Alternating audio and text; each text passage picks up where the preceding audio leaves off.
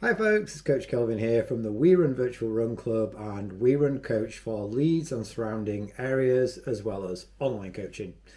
In this little video, we're going to talk about the intensity threshold. This is a progression from last week's video where we talked about VO2 max. So VO2 max being the most intense work that a runner is likely to do. And then we're going to work kind of down from there, talking about different intensities. So when we talk about threshold, it's actually the second lactate threshold that we're talking about.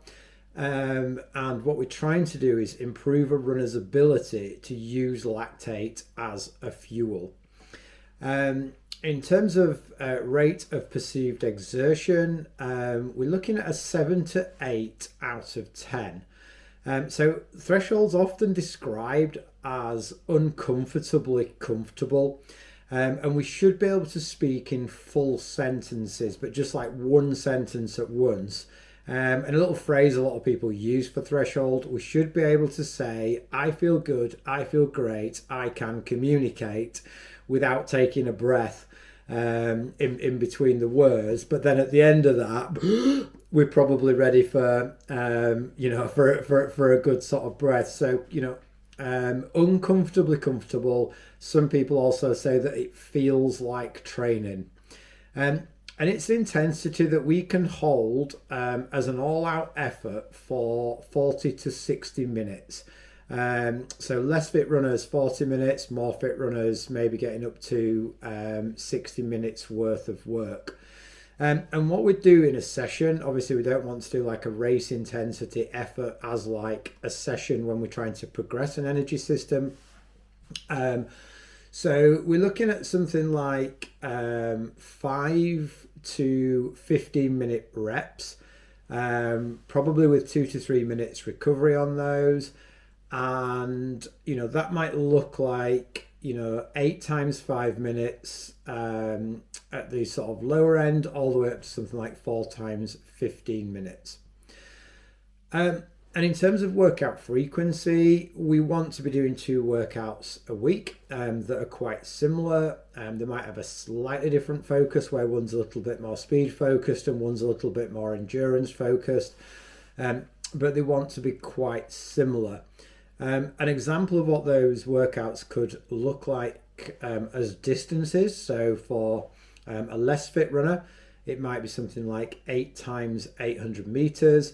And for a fitter runner, an absolute classic threshold workout is 4 times 2K plus 4 times 1K, where the 2Ks are run slightly faster than half marathon pace and the 1Ks are run slightly slower than 10K pace.